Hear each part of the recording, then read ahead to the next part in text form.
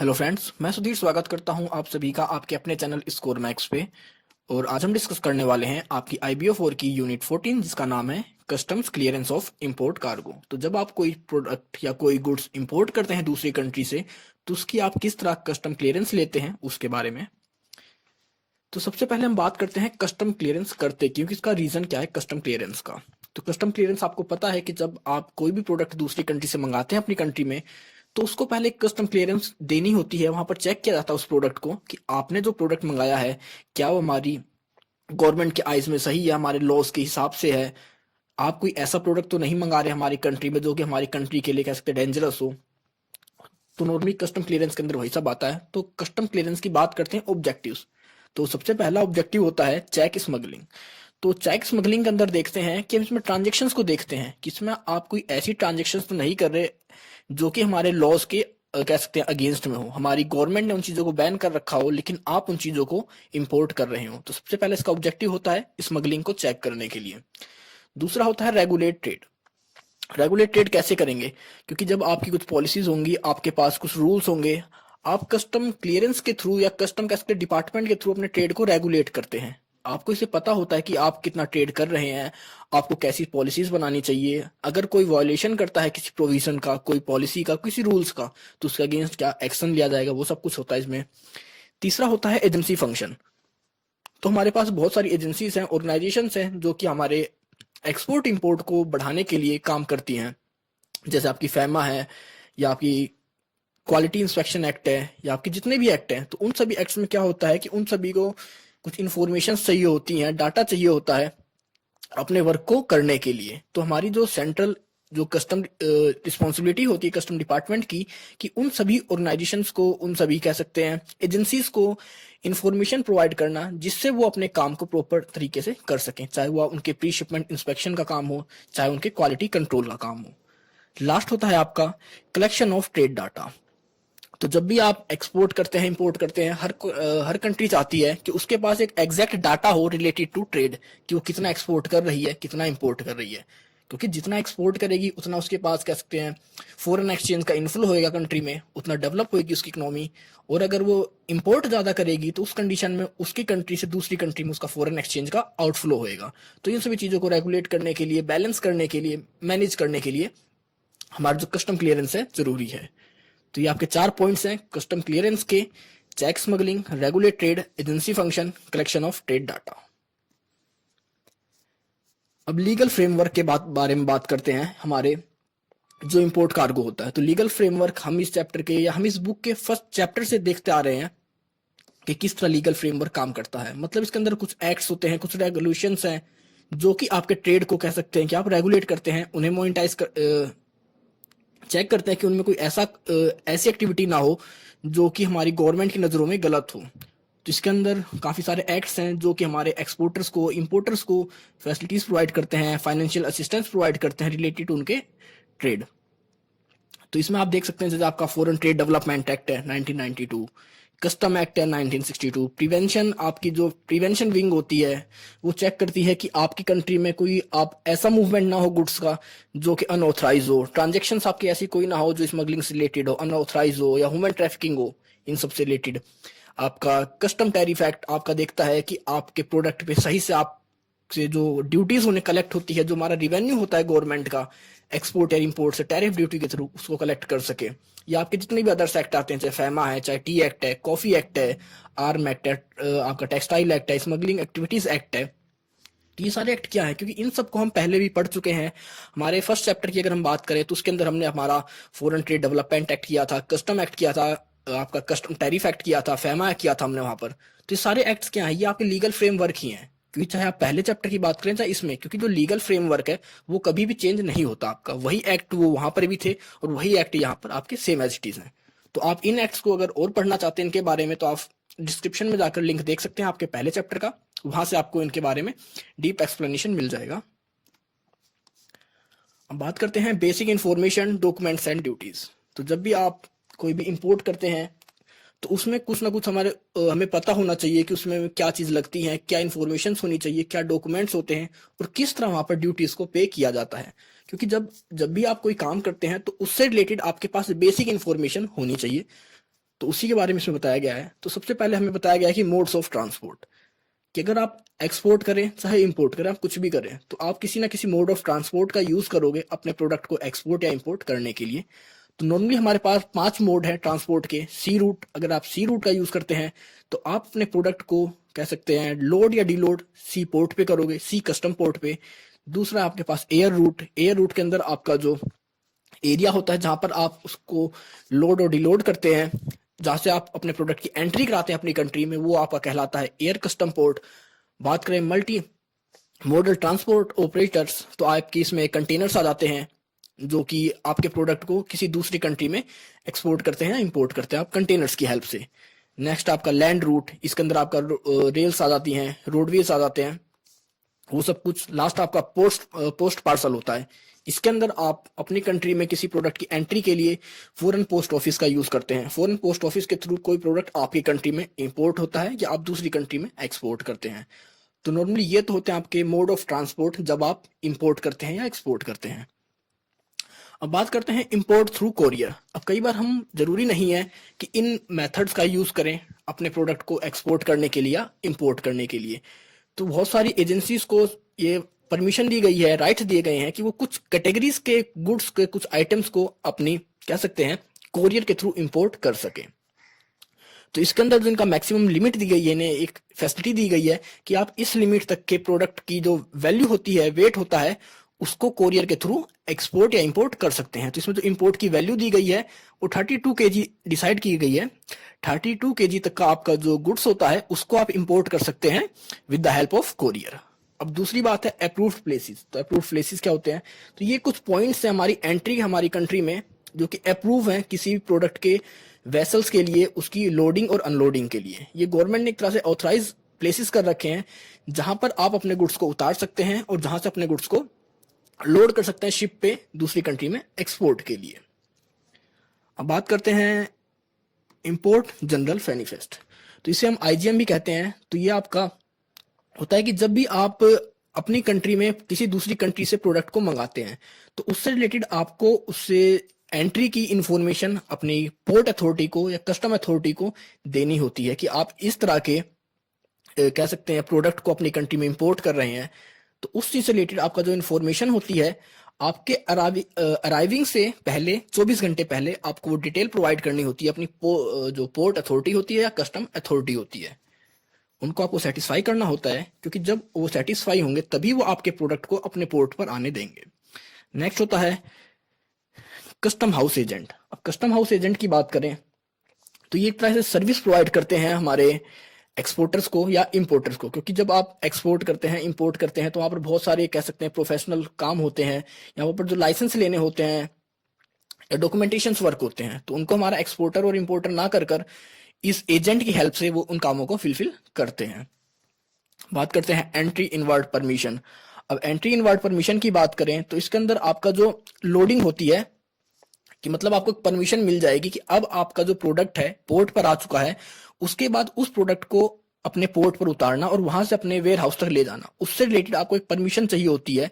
तो उस परमिशन को हम कहते हैं एंट्री इनवर्ड परमिशन। इसका मतलब ये है कि आपको एक परमिशन दे दी जाती है, एक ग्रांट दे दी जाती है कि अब आप अपने प्रोडक्ट को अनलोड करा सकते हैं शिप के ऊपर से, या आपका कोई वेसल है आपके शिप में कंटेनर में, तो उस चीज से आप। अब अपील्स के बारे में बात करते हैं।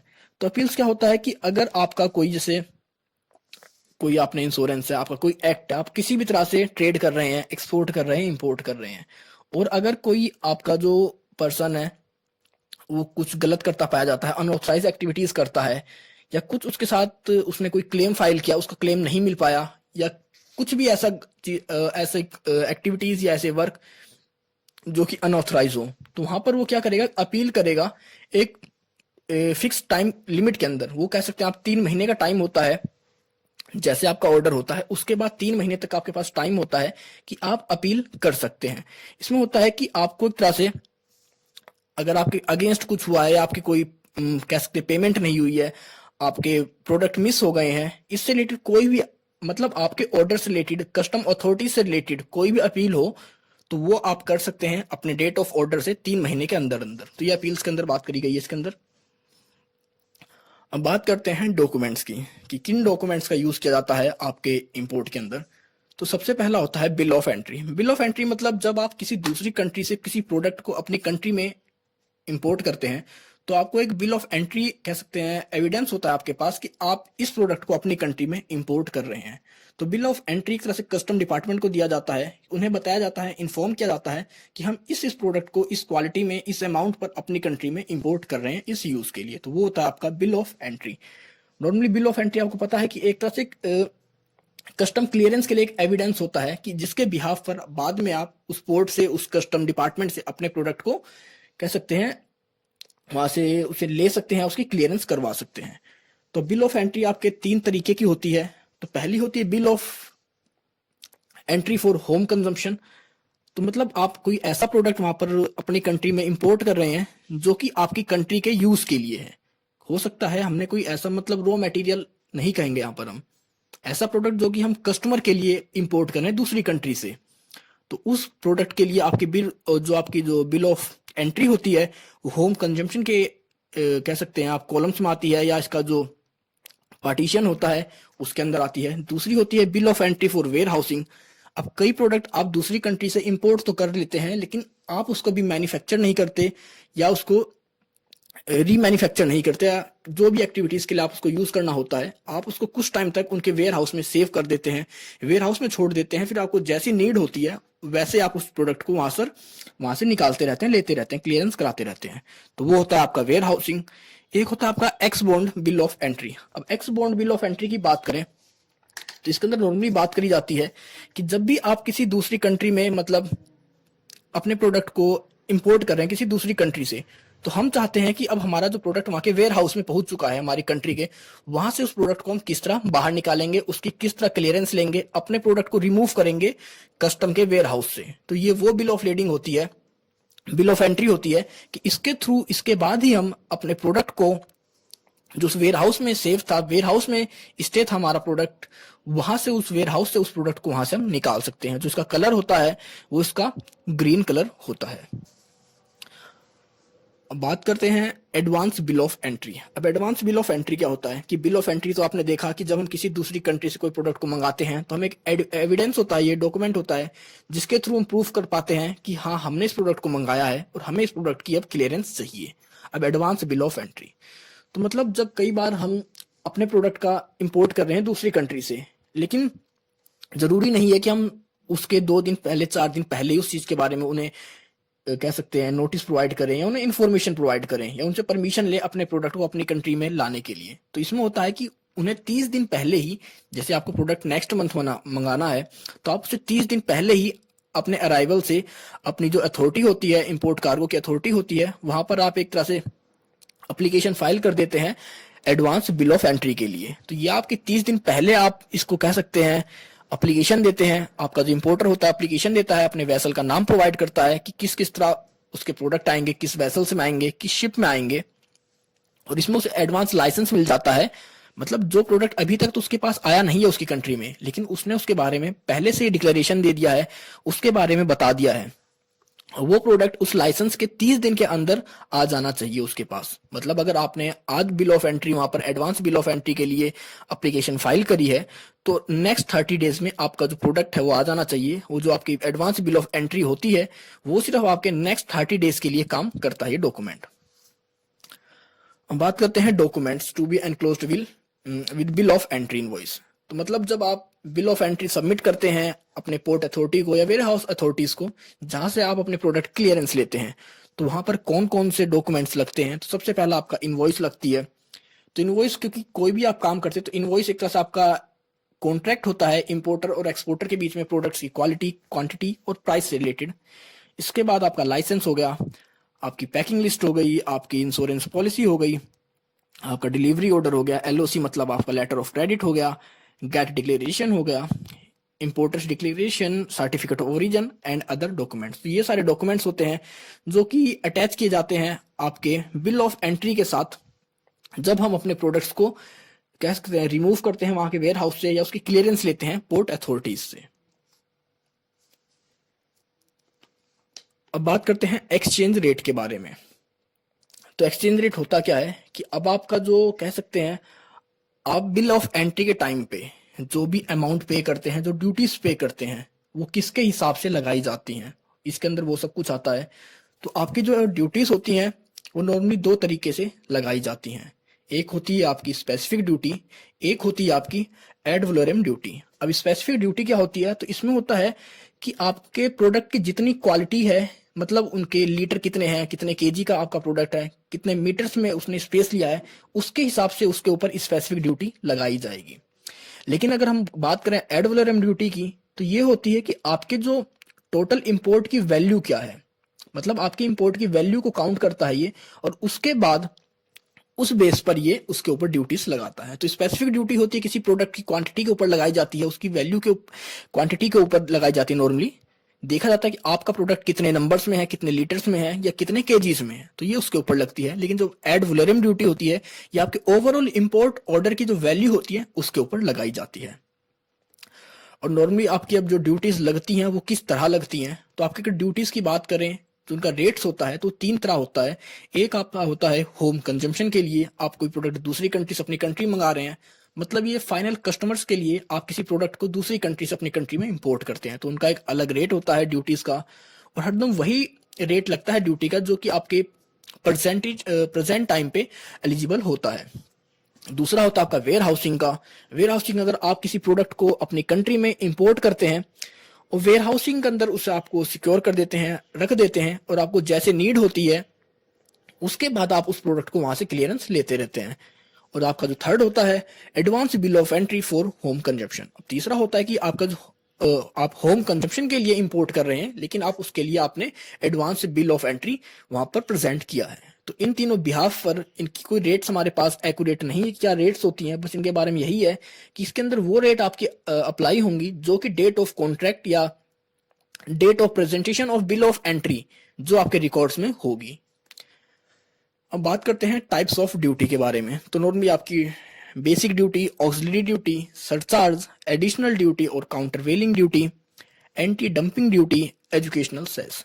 तो ये कुछ ड्यूटीज लगाई जाती हैं हमारे इंपोर्ट के ऊपर। तो बेसिक ड्यूटीज आपको पता है कि जो आपकी जो बेसिक लगती है, एक स्टैंडर्ड ड्यूटी लगती है, आप कोई भी प्रोडक्ट दूसरी कंट्री से अपनी कंट्री में कह सकते हैं इंपोर्ट करोगे तो उसके ऊपर एक तरह से हर प्रोडक्ट पे लगाई जाती है। कस्टम टैरिफ एक्ट के अंदर ये आपकी आती है। इसी के अंदर आपके पार्ट से दोनों, चाहे वो स्टैंडर्ड रेट्स हो गए और आपके दूसरा हो जाता है इसका प्रेफरेंशियल रेट। अब दूसरी बात करते हैं ऑक्सिलरी ड्यूटी। अब ये होती है आपकी, ये अंडर फाइनेंस एक्ट के अंदर आती है, और ये आपकी असेसेबल जो वैल्यू होती है उसके ऊपर कुछ परसेंटेज फिक्स करी जाती है, उसको ऊपर इसको चार्ज किया जाता है। तीसरी होती है आपकी एडिशनल ड्यूटी और countervailing duty.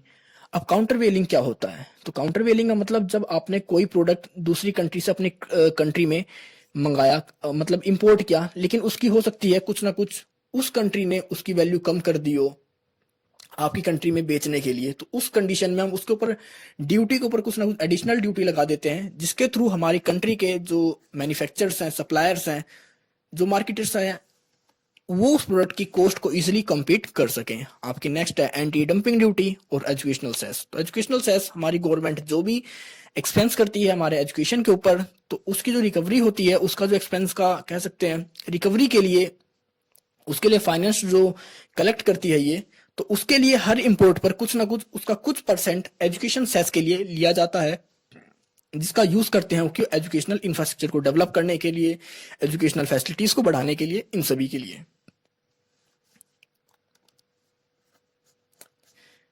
Stages of custom clearance, कि जब हम कस्टम क्लियरेंस लेते हैं तो उसकी किस किस तरह की स्टेजेस होती है, मतलब वन बाय वन हम किस तरह अपने प्रोडक्ट की कस्टम क्लियरेंस लेते हैं।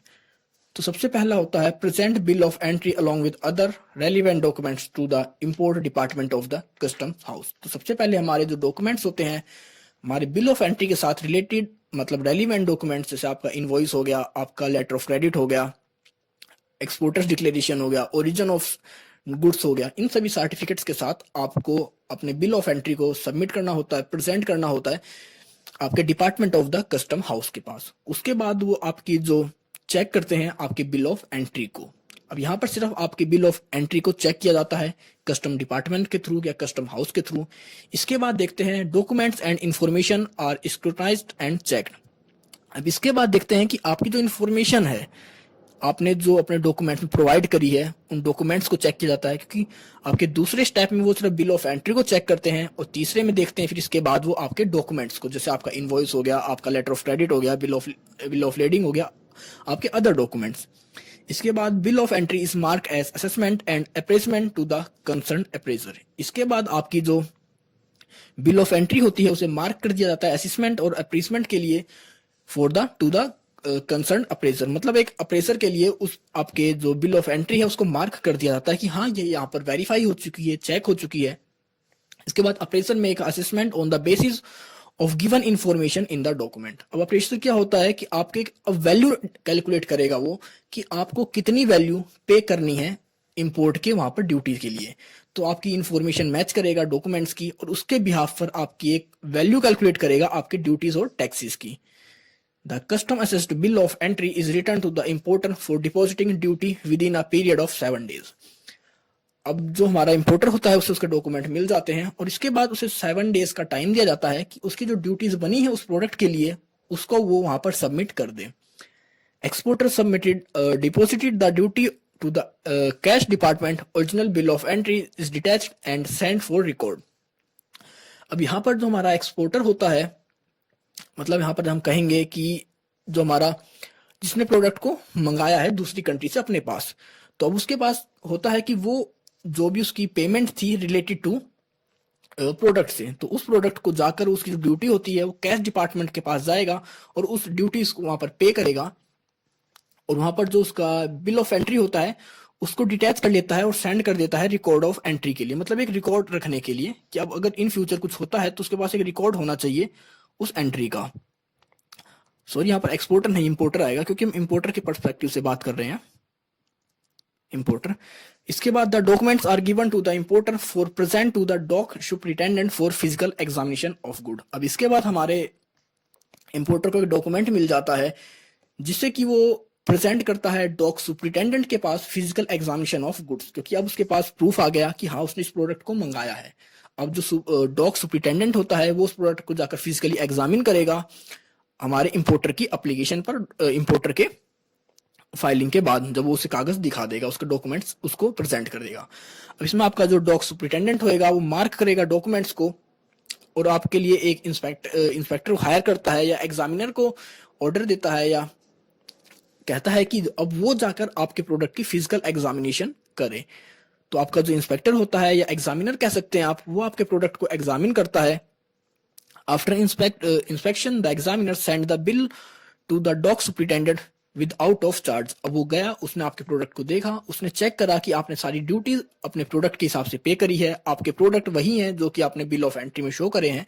उसके बाद वो हमारे डॉक सुपरिटेंडेंट को एक बिल सेंड कर देता है हमारे चार्ज से रिलेटेड कि हमारा कोई चार्ज नहीं बाकी है उसकी पोर्ट की, कह सकते हैं जो ड्यूटीज के लिए। The exporter present the document to the port manager who ensure about any charge surplus if any paid by the importer।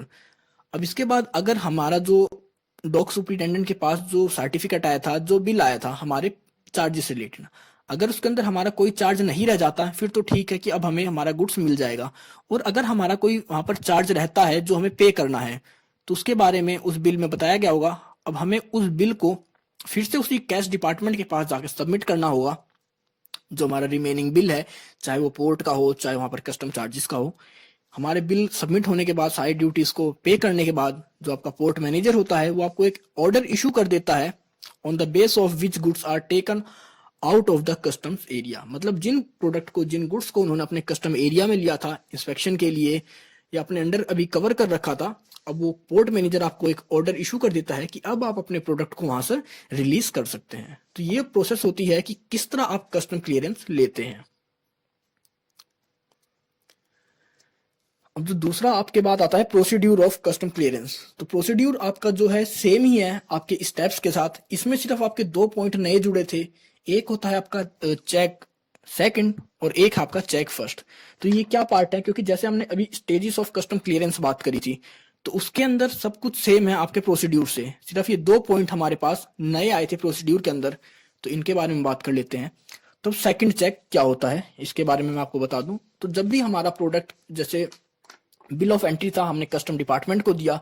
Custom department ने हमारी बिल ऑफ एंट्री को, डॉक्यूमेंट्स को एग्जामिन किया, चेक किया, और उसके बाद हमारी जो ड्यूटीज बनती थी उसको कैलकुलेट कर दिया, जिसके बाद कि हमने उस ड्यूटीज को पे करा और हमारे प्रोडक्ट का फिजिकल एग्जामिनेशन हो गया।